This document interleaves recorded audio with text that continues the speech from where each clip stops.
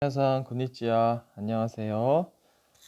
아, 일주일 동안 우리 교실에서 수업을 했는데, 저 개인적으로는 정말 즐겁고 행복한 시간이었어요. 다만, 마스크를 쓰고 있어서 여러분들이 지어주시는 그 생동감 있는 표정을 다 못 본 것이 아쉽긴 하지만, 제가 수업을 할 때 여러분들이 굉장히 좋은 반응들을 많이 해주셔가지고, 굉장히 기쁜 마음으로 일본어 수업을 했습니다. 그리고 등굣길이나 학교 내에서도 센세라고 저를 또 불러주시고 기분 좋게 인사해 주시고 해 주셔가지고 정말 기분이 좋았답니다. 그런데 아쉽게도 또 일주일 동안 온라인 수업으로 대체하게 되어가지고 굉장히 아쉬운 마음이 큽니다.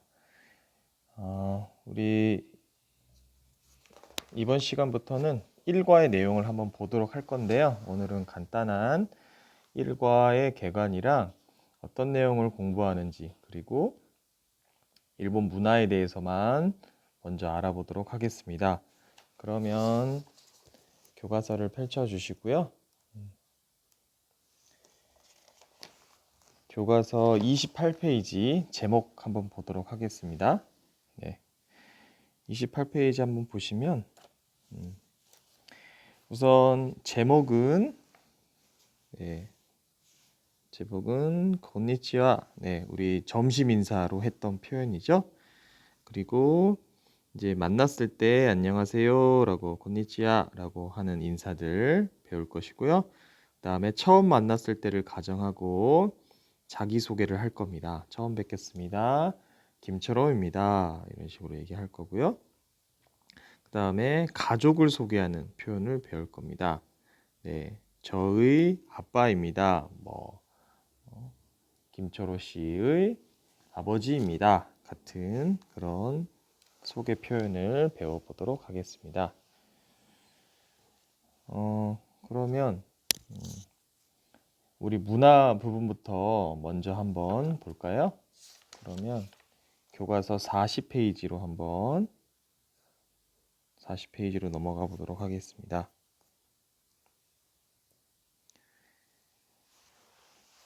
이렇게 일본어 학습을 할 때 첫 시작은 교과서 페이지 순서대로 하지 않고 문화 부분을 먼저 살펴보도록 하겠습니다.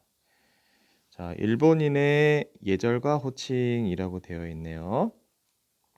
돌발 퀴즈, 어느 쪽이 일본인일까요? 체크 표시를 한번 해보자고 했습니다. 같이 한번 해볼게요. 자, 먼저 첫 번째, 자신을 가리킬 때 우리나라 사람은 저입니다, 김철호입니다 이렇게 얘기할 때 가슴에 손을 얹고 나를 가리키는데, 일본 사람은 특이하게 자신의 코를 가리켜서 와타시 데스라고 이렇게 이야기를 하네요. 이유는 얼굴의 가장 중심에 있는 게 코고, 코로 숨 쉬고 호흡하기 때문에 이제 우리 사람들이 사는데 매우 중요한 역할을 한다고 해서 이제 코를 가리킨다고 하네요. 그리고 두 번째 볼게요. 상대방과 이야기를 할 때, 일본 사람들은 상대방과 이야기를 할 때 우리나라 사람처럼 이렇게 밀접하게 가깝게 이야기를 하지 않습니다. 너무 가까운 거리에서 이 얘기를 하면 자신도 부담되고 상대방에게 부담을 준다고 생각하기 때문에 일정한 거리를 유지합니다. 그래서 일본인은 상대방이 얘기하면서 너무 가까이 다가오면 살짝 뒤로 물러서는 경우도 종종 있으니까 이제 나를 싫어해서가 아니라 상대방을 배려해서 그러는 거라고 생각하시고 오해는 안 하시면 되겠습니다. 세 번째, 신발을 벗고 올라갈 때, 네. 보통 우리나라에서는 이렇게 체크 표시를 할게요. 신발을 보통은 자신이 하는 것보다는 집 주인이 이렇게 신발 정리를 한꺼번에 하는 경우가 많은데 일본 사람들은 나의 집이나 혹은 상대방의 집에 들어갔을 때 신발 방향을 반드시 신발 코 방향을 현관을 바라보게 대문을 바라보게 이렇게 돌려놓습니다. 그 이유는 나와서 신발을 신을 때 편하게 신기도 위함이고 들어갈 때 깔끔하고 보기 좋게끔 신발 정돈을 한다는 의미가 포함되어 있대요. 그리고 여기 일본의 전통 옷을 입은 네, 여성분이 이렇게 무릎을 꿇고 앉아 있는데요.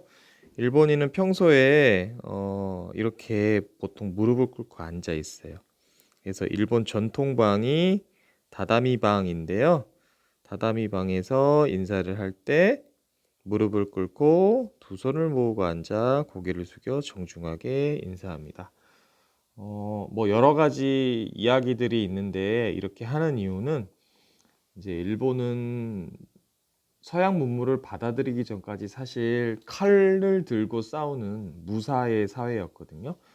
그래서 늘 사람들이 남자들은 특히 허리춤에 긴 대검을 칼을 차고 다녔기 때문에 뭔가 예의를 지키지 않으면 바로 사람을 죽일 수도 있는 명예를 중시 여기는 그런 부분들이 많아서 일상생활에 예의를 잘 지킨다, 상대방에게 보이기 위한 예의를 잘 지킨다는 그런 이야기들도 있거든요. 아무튼 일본 사람들은 기본적으로 상대방을 배려하고 예의를 갖추는 그런 모습들이 많이 있습니다. 넘어가겠습니다. 41페이지. 자, 일본인 호칭과 관련된 내용입니다. 맞으면 동그라미, 틀리면 X표라고 되어 있어요. 자, 첫 번째 볼까요? 나가노상이라고 남자분이 여성분을 불렀네요. 상대방을 부를 때 성씨만 불러도 된다. 네, 동그라미입니다. 보통 이렇게 성씨만 부르는 경우가 많아요. 그 다음에 두 번째, 여자가 자신을 칭할 때 복구라는 말을 자주 사용한다 라고 했는데 X입니다. 여성이 자신을 지칭할 때는 보통 네, 와타시라고 해요. 와타시라는 표현이 나를 낮춰서 한국어로 표현하면 뭐 저 혹은 제가라고 할 때 이렇게 자신을 낮추는 말이 될 수도 있고 그래서 와타시라는 표현을 많이 쓰는 게 좋습니다. 애니메이션 보시고 뭐 오레와 복구와 뭐 이런 표현들 사실 좋지 않아요. 와타시라고 하시면 제일 좋을 것 같고요. 그다음에 세 번째는 마레짱이라고 이렇게 이야기를 했네요. 아이를 부를 때에는 땡땡땡 짱이라고 한다. 네, 맞습니다. 이 짱이란 얘기는 사실 앞에 나온 이런 상이란 이야기에 친근하게 하는 표현이거든요. 상은 무슨 씨, 나가노상, 나가노씨, 뭐 나카무라상, 나카무라씨 이렇게 씨는 상대방을 높여서 불려주는 말이죠. 그래서 제가 여러분들한테 친근하게 이야기하려고 이름에다가 무슨 짱 이렇게 부르는 경우가 많이 있을 겁니다. 그 다음에 네 번째로 볼게요. 일본인들은 자연과 관련된 성씨가 많다라고 했는데 맞습니다. 동그라미. 얘는 뭐 산 가운데, 산 아래, 강 입구 뭐 이런 식으로 되어 있는데 이런 표현들 많이 씁니다.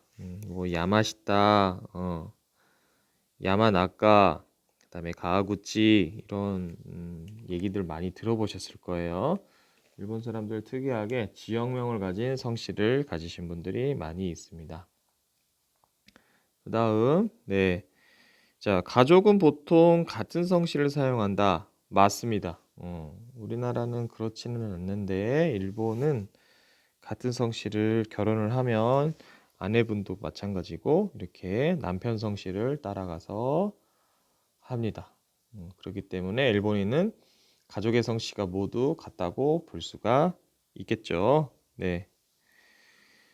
자, 그다음에 이제 맨 아래는 네, 뭐 여러분들이 알아서 해 주시면 되는데 일본인의 성씨를 찾아본 후 마음에 드신 성씨를 베스트 3를 쓰고 이유를 발표해 봅시다라고 했는데 다 지명과 관련된 거라서 사실 그렇게 막 썩 와닿고 이런 것들은 별로 없을 텐데 뭐 발음하기 쉽거나 유명한 사람의 성씨거나 이런 것들은 한 번쯤 생각해 볼 수가 있겠죠. 그리고 이제 우리나라 문화와 비교를 해보면 좋으니까 일본인에게 소개하고 싶은 한국의 인사 예법을 쓰고 여러분들을 한번 이야기해 볼 수 있는, 생각해 볼 수 있는 그런 시간이 되었으면 좋겠습니다. 오늘 수업은 여기까지 하겠습니다. 다음 시간에 만나요. 사요나라.